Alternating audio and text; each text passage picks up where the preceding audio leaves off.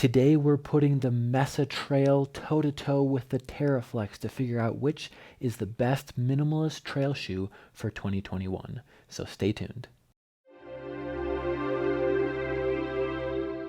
Alright, the first thing we're going to do is compare these side by side in our shut test for minimalist shoes.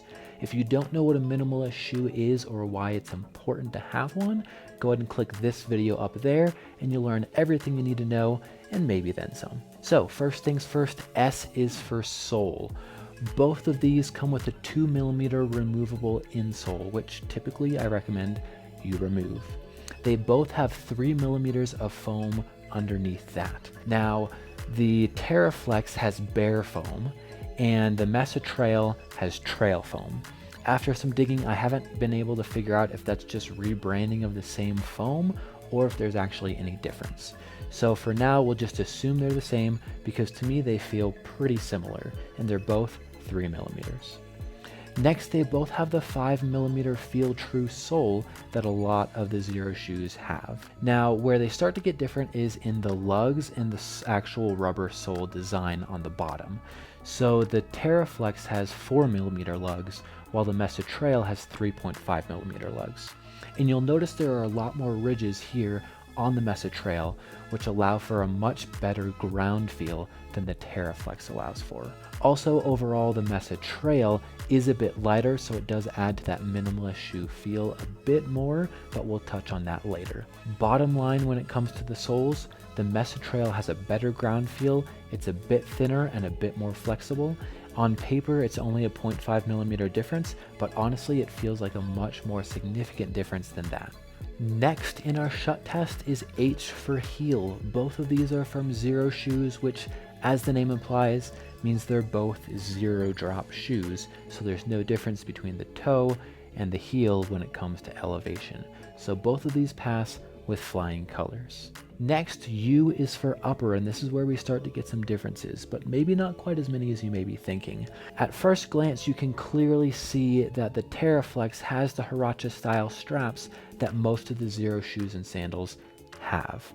However, the Mesa Trail still does have those, they're just built in and they're underneath this layer. You can see on top, you can still adjust it into 2 points just like you can with the TerraFlex. And I will say, when it comes to a trail shoe, I do like that the strap is hidden on the Mesa Trail because there's a lot of debris on the trails. I spend most of my time on unmarked forest trails, so it's not unusual for me to get sticks and pine needles and things stuck in here. I've never had an actual tripping hazard, but that could also be a potential as well with the exposed straps versus with the hidden straps. So to me, I like that they're hidden in the Mesa Trail. Also, the Mesa Trail is a lot thinner and a lot more flexible in the upper. It also is a bit more breathable, although I will say the TerraFlex still does feel plenty breathable to me. But the upper is where I think they shed a lot of the weight to allow the Mesa Trail to feel a lot more lightweight and a little bit more playful when you're wearing it out on the trails. Whereas the TerraFlex is a bit more robust, a little bit thicker, and my personal choice when it's a bit colder outside. You can also tell here on the edges on the TerraFlex, the thicker upper wraps around a bit further, whereas on the Mesa Trail, this becomes really thin really quickly, and even on the toe covering, that's a lot thinner than it is here on the TerraFlex. So if you tend to stub your toes a lot, maybe go with the TerraFlex. But if you're looking for the lightest, thinnest possible thing, go with the Mesa Trail. Also, another difference you'll notice is that with the TerraFlex, you do have the loop here to help you get your shoe on and off, whereas with the Mesa Trail, you do not have that. All in all, as you go around the shoe, you'll feel, again, that the Mesa Trail is a bit thinner, whereas you have a bit more cushioning and padding even on the sides in the TerraFlex. So that wraps up our upper section between the Mesa Trail and the TerraFlex. Bottom line, again, lighter weight if that's what you're going for, Mesa Trail's your winner. If you're looking for something slightly more robust but still well within the minimalist category, we're looking at TerraFlex. Lastly, we have our toe box, which of course is where your toes go. So the TerraFlex feels like it has a slightly wider toe box, a little bit more room for those toes to breathe, whereas the Mesa Trail has a little bit more of a subtle glove-like feel because of how thin and light this upper is. It wraps around your foot just a little bit more. Now, because the upper on the Mesa Trail is so thin and flexible, it doesn't really restrict your movement in the toes, it just gently hugs them, whereas in the TerraFlex, you have a bit more breathing room. So that would be the main difference in the toe box between both of these. But again, both of them fall well within the minimalist category. If you're finding this video helpful, please hit that thumbs up button and don't forget to subscribe so you can stay up to date on the latest minimalist footwear to help you get out and adventure forever. As of filming this in early 2021, the TerraFlex is coming in at $99.99, whereas the Mesa Trail is a little bit more expensive at $119.99. Now, both of these shoes I've had for a long time and I've put a lot of trail miles on them. And as far as build quality and material quality goes, both have held up very well.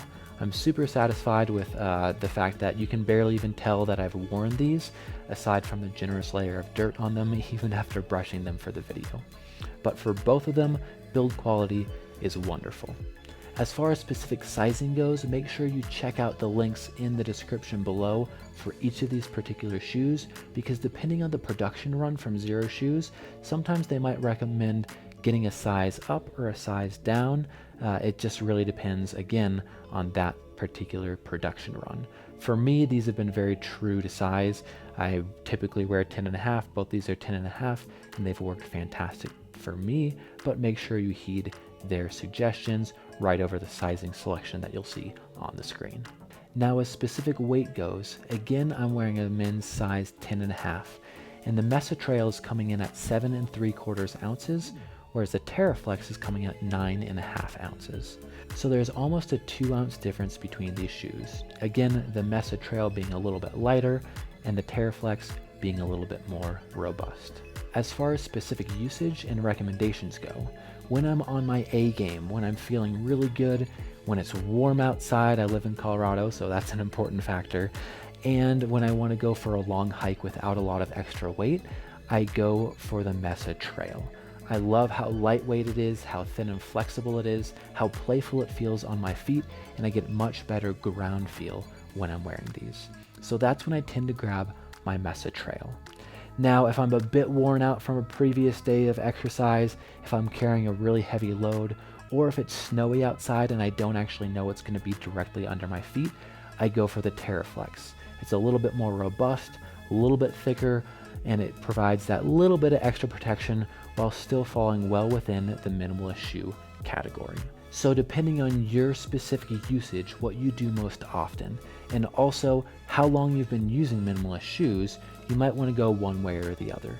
If you're new to minimalist shoes, I would say go for the TerraFlex because it's going to be an easier transition and it is, again, a bit more robust of a shoe.